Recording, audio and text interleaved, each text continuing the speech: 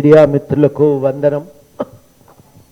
ఇవాళ బీఆర్ఎస్ వైఖరి చూస్తుంటే దొంగే దొంగ దొంగ అని అరిచినట్టుగా ఉన్నది.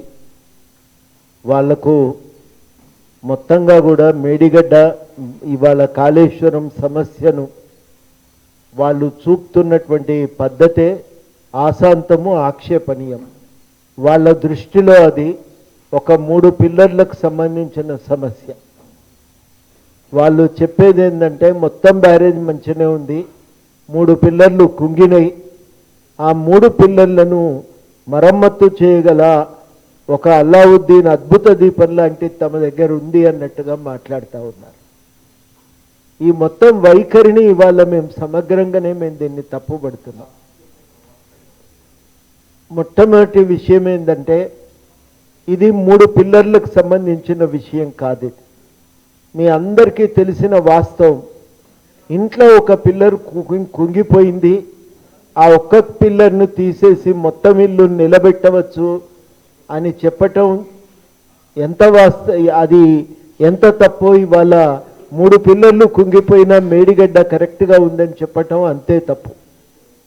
ఉండదు అట్లా. దాని మీద ఒక స్లాబ్ ఉంది, ఆ స్లాబ్ ప్రభావం మిగతా పిల్లర్ల మీద కూడా ఉంటుంది.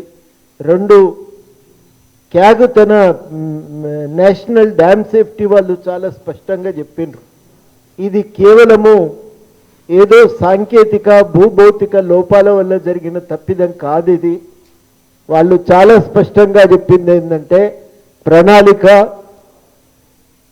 డిజైను, నిర్మాణము, నాణ్యత, నిర్వహణ అన్ని రంగాల్లో దొర్లిన తప్పుల వల్లనే ఇది జరిగింది అని కూడా అన్నారు. అంటే ఒక్క దగ్గర తప్పు లేదు, ప్రణాళికలో తప్పు ఉంది, వాళ్ళు వేసినటువంటి దాని నాణ్యతలో లోపం ఉంది. అదేవిధంగా వాళ్ళు చాలా సూటిగా చెప్పింది ఏంటంటే నిర్వహణలో లోపం ఉంది, డిజైన్లో కూడా లోపం ఉందని చెప్పి వాళ్ళు చాలా స్పష్టంగా చెప్పిండ్రు. కాబట్టి మనం గ్రహించాల్సింది ఏంటంటే ఇది లోతైనటువంటి ఒక సమస్యకు ఒక మచ్చుతునుక తప్ప దీన్ని కేవలం 3 పిల్లర్లకు కుదించి చూడటం అనేది సరి అయినటువంటి విషయం కానే కాదు. అది మనం ఇవాళ ప్రధానంగా గ్రహించాలి. మేము చెప్తున్నటువంటి ఆరోపణ ఏంటంటే కాళేశ్వరం ప్రాజెక్టు 3 రకాల సంక్షోభాలకు కారణమైంది. మొట్టమొదటిది సాగునీటి వ్యవస్థ సంక్షోభానికి ఇది కారణమైంది. 215 టీఎంసీలు సుమారుగా మనం వాడుకోవటానికి కట్టిన ప్రాజెక్టు కాళేశ్వరం. కాళేశ్వరం అంటే 3 బ్యారేజీలు మాత్రమే కాదు, ఎల్లంపల్లితో యుక్తంగా కింద ఉన్న 14 రిజర్వాయర్లు దాంట్లో భాగం. ఇవన్నీ కలిపితే అది కాళేశ్వరం ప్రాజెక్ట్ అవుతుంది. అస్సలు నీళ్లు లిఫ్ట్ చేయవలసిందే మేడిగడ్డ దగ్గర నుంచి 165 టీఎంసీలు లిఫ్ట్ చేయాలి. ఆ 165 టీఎంసీలు లిఫ్ట్ చేయవలసిన మేడిగడ్డ కుంగిపోతున్నది అనంటే కాళేశ్వరం తలకాయ దెబ్బతిన్నట్టు లెక్క. అందువల్ల ఇది విపరీతమైనటువంటి ఖర్చుతో నిర్మించిన ప్రాజెక్ట్. ఇది ఎకరానికి 26 లక్షల రూపాయలు పెట్టుబడి పెట్టి కట్టినటువంటి ప్రాజెక్టు.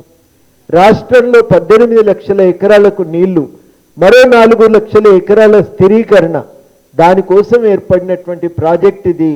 ఇవాళ ఈ 22 లక్షల ఎకరాల ఆయకట్టు అనేది సంపూర్ణంగా సంక్షోభంలో పడిపోయింది. అంటే ఇది మేడిగడ్డ నిర్మాణము, డిజైను, దాని నాణ్యత అన్నింటి లోపాల వల్ల జరిగినటువంటి సమస్య ఇది. కనుక కాళేశ్వరం ప్రాజెక్టు వల్ల కలిగిన మొదటి సమస్య ఏంటంటే ఇది రాష్ట్రంలో ఒక సాగునీటి సంక్షోభానికి ఇది కారణమైంది. రెండవది చాలా కీలకమైందంటే ఇది ఒక ఇంజనీరింగ్ వ్యవస్థకు కూడా సంక్షోభంలోకి నెట్టింది. తెలంగాణలో ఉన్న ఇంజనీరింగ్ వ్యవస్థ భారతదేశంలో అత్యున్నత ప్రమాణాలతో కూడినటువంటి వ్యవస్థ. ఇది ఏ రాష్ట్రంలో లేనటువంటిది. ఇది ఇక్కడ ఒక అద్భుతమైన ఇంజనీరింగ్ రీసెర్చ్ ల్యాబ్ ఉంది. ఇక్కడ భారతదేశంలో ఎక్కడా ప్రాజెక్టులు కట్టనటువంటి సందర్భంలో ప్రాజెక్టులు డిజైన్ చేసి ఏ దేశ సహాయము అవసరం లేకుండా ఇక్కడి ఇంజనీర్లే చాలా అద్భుతంగా గోదావరి బహుళార్థ సాధక ప్రాజెక్టును డిజైన్ చేసి నిర్మించినటువంటి అనుభవం ఉంది. అట్లాంటి డిపార్ట్మెంట్ను ఇలా ఇష్టానుసారంగా ఆటలాడుకుని వాళ్ళతో సంబంధం లేకుండా ఇవాళ గవర్నమెంట్ డిజైన్లు చేసింది. ఆ డిజైను ఎప్పటికప్పుడు దాన్ని మార్చుకుంటూ పోయిండ్రు. అందుకని గోదావరి ప్రాజెక్టు మీద ఒక్క ఆర్డర్ రాలేదు, 73 వేరు ఆర్డర్లు వచ్చినాయి. ఒక్కొక్క ఆర్డరు ఒక్కొక్క పనికి సంబంధించి అడ్మినిస్ట్రేటివ్ ఉత్తర్వులు జారీ అయినాయి, విడివిడిగా జారీ అయినాయి.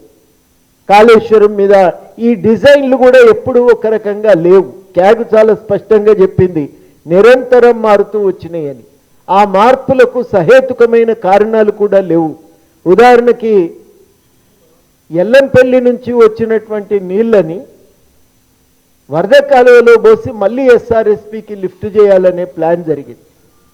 క్యాగ్ చాలా సూటిగా ఏమన్నదంటే, ఎస్ఆర్ఎస్పికి ఎత్తిపోయటం ఎందుకండి, వాలు మార్గంలో మిడిమానేరుకో ఎల్ఎండికో తెచ్చుకోవచ్చు కదా, అంత సూటిగా ఎల్ఎండికి తెచ్చుకునేటువంటి దాన్ని ముఖ్యెక్కడ అంటే తలకాయ చుట్టూ తిప్పి చూపినట్టుగా ఉన్నది. ఎందుకు చేసిండ్రు ఈ పని అంటే మాకు సమాధానం దొరకలేదని చెప్పి క్యాగ్ తను చాలా సూటిగా చెప్పింది.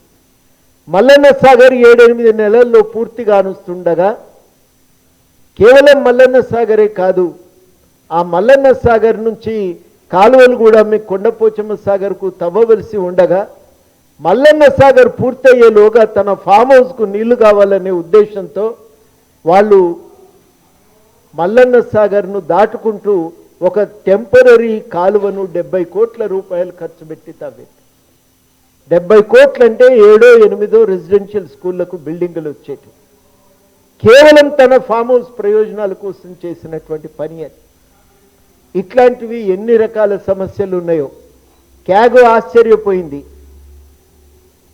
60 రోజుల్లో 70 రోజుల్లో లిఫ్ట్ చేస్తే మీరు కావలసిన నీళ్లు 80 రోజులు కావలసిన నీళ్లు మీరు మేడిగడ్డ నుంచి లిఫ్ట్ చేయాలని అనుకున్నారు. ఈ 80 రోజులు లిఫ్ట్ చేసే బదులు 90 రోజులు లిఫ్ట్ చేస్తే 3వ టీఎంసీ పంప్ హౌస్ అవసరం లేకుండా నీళ్లు తెచ్చుకోవచ్చు కదా. 28,000 కోట్లతో 3వ పంప్ హౌస్ ఎందుకు డిజైన్ చేసిండ్రని అడిగినరు. సమాధానం లేదు. ఇష్టానుసారంగా మీరు డిజైన్లు మార్చిండ్రని చెప్పిండ్రు. ఈ మార్చినటువంటి డిజైన్లకు మళ్ళీ సిడబ్ల్యూసికి రాయలేదు, అనుమతులు తెచ్చుకోలేదు. సిడబ్ల్యూసి వారు ముందే 2 విషయాలు స్పష్టంగా చెప్పిండ్రు. మేడిగడ్డ లొకేషన్ తప్పు, ఇక్కడ మీరు నిర్మాణం చేయటానికే వీల్లేదు, ఈ సైట్ పనికిరాదు అని చెప్పి వాళ్ళు స్పష్టంగా చెప్పిండ్రు. అయినప్పటికీ కూడా హడావిడిగా మేడిగడ్డ దగ్గరనే డిజైన్ చేసి, ఇది మనం గ్రహించాలి. అంతేకాదు చాలా కీలకమైన విషయం ఏంటంటే, సిడబ్ల్యూసి వారు 2వ మాట అన్నారు, మీరు నిర్మాణం చేస్తున్న పంప్ హౌజులు మునుకకు అవకాశం ఇస్తున్నాయి, ఇవి మునిగిపోతాయి, ఇవి నిలబడవు, ఈ పంప్ హౌజుల లొకేషన్ మార్చండి అంటే కూడా వినకుండా పంప్ హౌజులను వీళ్ళు కట్టారు. అంటే ఇంజనీరింగ్ వ్యవస్థతో సంబంధం లేకుండా ఇష్టానుసారంగా వాళ్ళు నిర్మాణం చేసినారు. సిడబ్ల్యూసి హెచ్చరికలు చేస్తే పట్టించుకోలేదు. మేడిగడ్డ లొకేషన్ విషయంలో హెచ్చరిక చేసింది ఇది పనికిరాదు అని. అదేవిధంగా వాళ్ళు సిడబ్ల్యూసి వారు పంప్ హౌస్ లొకేషన్ విషయంలో హెచ్చరికలు చేసిన వీళ్ళు పట్టించుకోలేదు, అక్కడనే వీళ్ళు నిర్మాణం చేశారు. ఇవాళ చాలా కీలకంగా ఇంకొక మాట ఏం చెప్పాలంటే, వీళ్ళు చేసిన తప్పిదాల వల్ల 1-2 కాదు, ఇప్పటికే 11 రకాలైనటువంటి ప్రమాదాలు జరిగినాయి. మేడిగడ్డ పంప్ హౌస్ మునిగింది, అన్నారం పంప్ హౌస్ మునిగింది, సుందిల్ల మట్టి కట్టగూలింది, తర్వాత రామడుగు సొరంగాలు కూలినాయి, మిడ్మానేరు డ్యాము కుంగింది, కొండపోచమ్మ సాగర్కు రంధ్రాలు పడ్డాయి, మల్లన్న సాగరు కాలువకు డొంకలు పడ్డాయి. ఇట్లా చాలా రకాలైనటువంటి సొరంగాలు కూలినాయి. ఇవాళ ఆఖరికి మేడిగడ్డ కూలింది. ఇది మనం గ్రహించాలి. ఒక ఇంజనీరింగ్ సంక్షోభం. అందుకనే అంటున్నా నేను, చాలా కీలకమైందంటే ఈ 3 బ్యారేజీల డిజైన్ ఒకటే. ఇవాళ మేడిగడ్డ కుంగింది, అన్నారం దగ్గర నీళ్లు లీకేజ్ అవుతున్నాయి, రేపు సుందిల్ల ఇదే జరిగే ప్రమాదం కూడా లేకపోలేదు. ఇవాళ కేటీఆర్ చెప్పినట్టు దీన్ని మరమ్మత్తు చేయటం అంటే గోదావరిలో నీళ్లు పోసిన పైసలు పోసినట్టే లెక్కదు, కానీ అవి మాత్రం నిర్మాణానికి పనికొచ్చేటివి కావు. వెనకడికి గోదావరిలో పుణ్యం వస్తుందని చెప్పి రైళ్ళ ప్రయాణం చేసేటోళ్ళు 5 పైసలు 10 పైసలు వేసేటోళ్ళు. కానీ ఇట్లా ₹1,00,000 వేయటం కింద కాంట్రాక్టర్లు ఎరుకోవటం మాత్రం కేవలం కేసీఆర్ పాలనలోనే మనం చూస్తున్నాం. ఇంత దుర్మార్గం మళ్ళీ మనం చూడము. ఇంత దుర్మార్గం ఇదివరకు ఎన్నడూ కూడా మనం చూడలేదు. మూడవది చాలా కీలకమైందంటే ఇది ఒక ఆర్థిక సంక్షోభానికి కారణమైంది. ప్రాజెక్టు కట్టేటోడు పైసలు ఎక్కడి నుంచి వస్తాయని లెక్కేసుకోవాలి. ఇల్లు కట్టే ముందే ఎన్ని పైసలు పడతాయి, ఎక్కడి నుంచి వస్తాయి, మన దగ్గర ఎన్ని ఉన్నాయి, ఎక్కడి నుంచి అప్పు తెచ్చుకోవాలి, తెచ్చుకుంటే కట్టుకుంటామా లేదా అనేది ప్రతి ఒక్కరం కూడా లెక్కేస్తాం. ఇవాళ కేసీఆర్ ఏ లెక్కలు లేకుండా ప్రాజెక్టు మొదలుపెట్టిండు. చివరాఖరికి ఏంటంటే ₹1 అవసరమైతే 65 పైసలు మనం వడ్డీకి తెచ్చినాం. 22 మార్చి నాటికే సుమారు 85,000 కోట్ల రూపాయలు వీళ్ళు అప్పుకు తీసుకొని రావటం జరిగింది. 87,000 కోట్ల రూపాయలు అప్పు తెచ్చింది. వడ్డీ ఎంతో తెలుసా? 7.8 నుంచి 10.9% వడ్డీ. అంటే మామూలు వడ్డీ రేటు కాదు. మామూలుగా ప్రభుత్వాలు ఎప్పుడు 2 నుంచి 3% వడ్డీకి తెచ్చుకుంటాయి. ఆ 2-3% వదిలిపెట్టి 8 నుంచి 11% దాకా మీరు వడ్డీకి తెస్తున్నారు. వడ్డీకి తెస్తే ఎంత ఖర్చు అవుతుంది అని అంటే 14,000 కోట్ల రూపాయలు ప్రతి సంవత్సరం ఇంట్రెస్ట్ కట్టడానికే. ఇంకా కీలకం ఏంటంటే నేను ఈ కాళేశ్వరం ప్రాజెక్టు సమస్యాత్మకం అన్నా. కాళేశ్వరం ప్రాజెక్టుకు అవసరమైనటువంటి కరెంటు రాష్ట్ర స్థాపిత దాంట్లో 60% ఇది. అంటే రాష్ట్రంలో ఉత్పత్తి అయ్యే ప్రతి మెగావాట్లో 60 పాళ్ళు అది మనం కాళేశ్వరంకు ఖర్చు పెట్టాలి. సుమారు 6,000 మెగావాట్లు, కొంచెం అటు ఇటుగా ఇంత ఖర్చు పెట్టి ఇవాళ ప్రాజెక్టును నడపటం అంటే నెలకు సంవత్సరానికి 10,000 కోట్లు నిర్వహణ. 10,000 కోట్ల నిర్వహణ, 14,000 కోట్లు అప్పులు, 24,000 కోట్లు ఇవాళ మనకు అవుతున్నటువంటి ఖర్చు. 24,000 కోట్లు వాళ్ళు ప్రాజెక్టు మీద మనకి ఏం లాభం వస్తుంది అంటే రూపాయి పెడితే మామూలుగా ₹1.5 లాభం రావాలి, కానీ ఈ ప్రాజెక్టు మీద 52 పైసలు కూడా లాభం రావట్లేదని చెప్పి క్యాగ్ తన నివేదికలో స్పష్టం చేసింది. ప్రాజెక్టు ప్రతి ఎకరా నీళ్లు ఇవ్వటానికి 46,000 రూపాయలు ఖర్చు అవుతున్నది. 46,000 రూపాయలు ఎకరా నీళ్లు ఇవ్వటానికి ఖర్చు అవుతున్నదని కూడా వాళ్ళు చెప్పటం జరిగింది. ఇంత భారం అనేది రాష్ట్రానికి మీరు ఊహించండి. ఈసారి బడ్జెట్ ఎంత?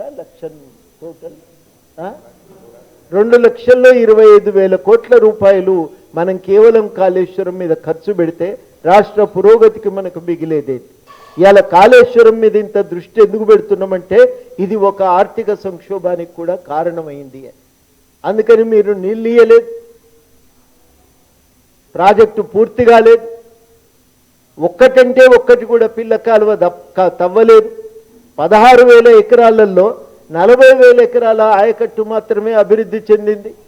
ఇంకా 16,000 ఎకరాల ఆయకట్టు స్థిరీకరణ దానికి కావలసినటువంటి కాలువలు తవ్వలేదు, ఏర్పాట్లు కాలేదు. 16,000 ఎకరాలకు కావలసినటువంటిది 16 లక్షల ఎకరాలకు సంబంధించి 16 లక్షల ఎకరాల ఆయకట్టు ఇవ్వాలనుకుంటే 40,000 ఎకరాలకు మాత్రమే అక్కడ ఆయకట్టు అభివృద్ధి జరిగింది. అంటే నీళ్ళు ఇయ్యలేదు, ప్రాజెక్టు పూర్తిగా లేదు, అప్పులపాలు మాత్రం అయిపోయింది రాష్ట్రం.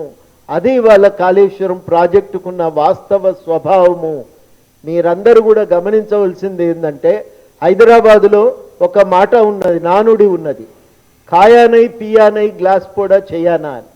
హోటల్కు పోయి కూర్చున్నాడట, ఆర్డర్ ఇవ్వకముందే చెయ్యి కింద తగిలి గ్లాస్ కింద పడి చెయ్యానా కట్టాల్సి వచ్చింది 35 పైసలు. తిన్నది లేదు, తాగింది లేదు, ఉట్టిగానే పైసలు కట్టాలి. ఇవాళ కాళేశ్వరం ప్రాజెక్టు ఇంత విమర్శలు ఎందుకు చేస్తున్నామంటే ఇంత లోపభూయిష్టమైన ప్రాజెక్టు కాబట్టి 2-3 కారణాల చేత పరిపాలనా యంత్రాంగం ఇట్లా నడవటానికి వీల్లేదనేది స్పష్టం చేయదలుచుకున్నాం.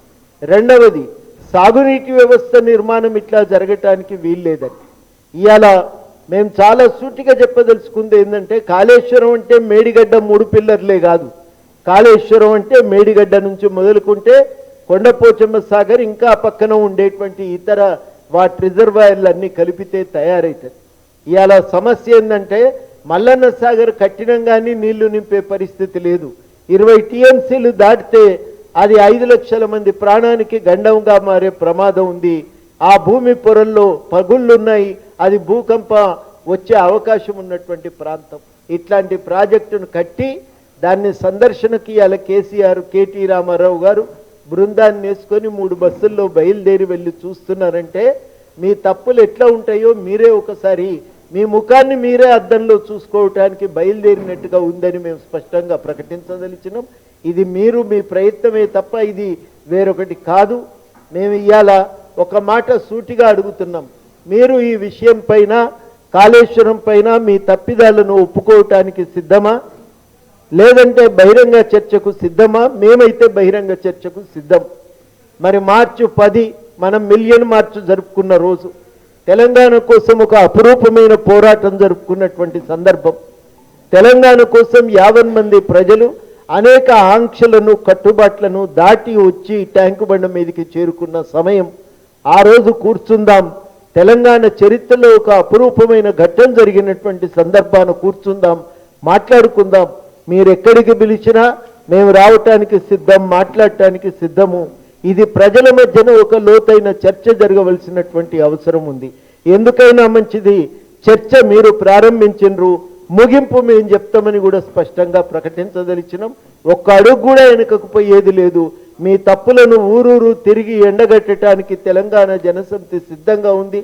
ఇదివరకే మేము ఎత్తిపోతల తిప్పిపోతల అని పుస్తకం వేసి విస్తృతమైన ప్రచారం చేసినాం. ముంపు ప్రాంతాలను సందర్శించినాం. ముంపు బాధితులకు న్యాయం చేయమని చెప్పి మేము హైకోర్టులో కేసు వేసినాం. మా కేసు కూడా అడ్మిట్ అయి ఉన్నది. తప్పనిసరిగా మాకు ఒక బాధ్యత ఉంది. మేము ఈ ప్రయత్నాన్ని ముందు కొనసాగిస్తామని చెప్పి మేము ఈ సందర్భంగా ప్రకటించదలిచాం. ఇప్పుడు మేము చాలా స్పష్టంగా చెప్పినాం, కాళేశ్వరంకి వెళ్ళి నీళ్లు రాలేదు. కాళేశ్వరంకి వెళ్ళి నీళ్లు వాళ్ళ లెక్క ప్రకారమే 4 సంవత్సరాల కాలంలో వచ్చినటువంటి నీళ్లు 97,000 ఎకరాలకు మాత్రమే నీళ్ళు ఇచ్చింది. ఆయకట్టు అభివృద్ధి చెందింది 40,000 ఎకరాలు మాత్రమే. ఎట్లా మీరు కామధేను అంటున్నారు? అబద్ధాలు మాట్లాడు. ఒక నాయకుడు అసలే అబద్ధాలు మాట్లాడకూడదు. వాస్తవాలు ప్రజలకు చెప్పాలి, వాస్తవాల ఆధారంగా నిర్ణయం తీసుకోవాలి, హేతుబద్ధంగా వ్యవహరించాలి. హేతువు లేదు, ఆలోచన లేదు, వాస్తవాలు లేవు, ఇష్టానుసారంగా నోటికి ఏదొస్తే అది మాట్లాడుతుంది అనుకుంటే ఒకసారి ప్రజలు చాలా స్పష్టంగా మీకు సమాధానం చెప్పిండ్రు, నోరు మూయించారు. మళ్ళా ఇదే రకంగా మాట్లాడితే మేము మళ్ళా అడుగుతున్నాం చర్చకు రమ్మనమని. కామధేను ఎట్లయితుందో నువ్వు చెప్పు. అది కామధేనువు కాదు, తెలంగాణ పాలిటీ ఒక శాపంగా మారింది, ఒక భారంగా మారిందని మేము అంటున్నాం. ఇది ఆర్థిక భారం, సాగునీటి రంగంలో ఇది ఒక భారం, ఇది ఇంజనీరింగ్ వ్యవస్థను కుప్పగూల్చినటువంటి వ్యవస్థ అని మేము స్పష్టంగా ప్రకటిస్తున్నాం. మీరు సమాధానం చెప్తారా? మీరు దీనికి ఇప్పటి వరకు సమాధానం చెప్పలేదు.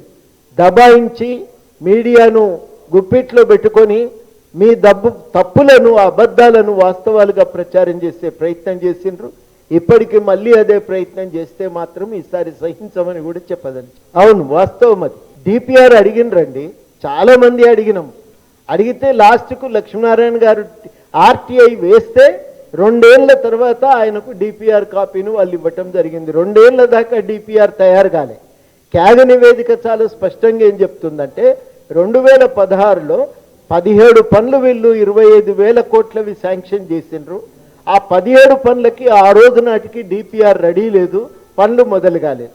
క్యాగ్ 2ే మాట అన్నది, మీరు డిపిఆర్ తయారు చేసిన తర్వాత ఎప్పుడు కూడా డిపిఆర్ అనేది నిలబడలేదు, దాన్ని మీరు స్థిరంగా ఉంచలేదు, నిరంతరం డిపిఆర్ను మార్చుకుంటూ పోయినరు.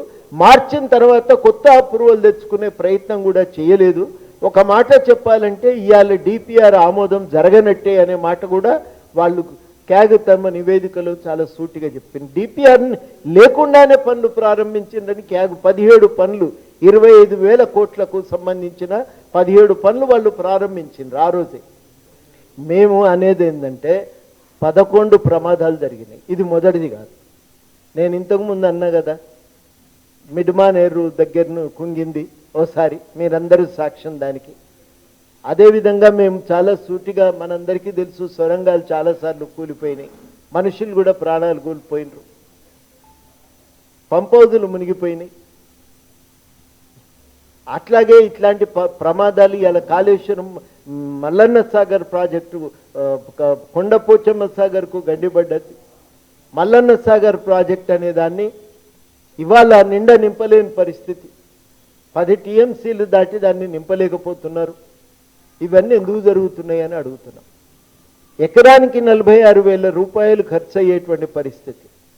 ప్రతి సంవత్సరం 25,000 కోట్ల రూపాయలు కాళేశ్వరం ప్రాజెక్టు మీద కట్టవలసినటువంటి పరిస్థితి.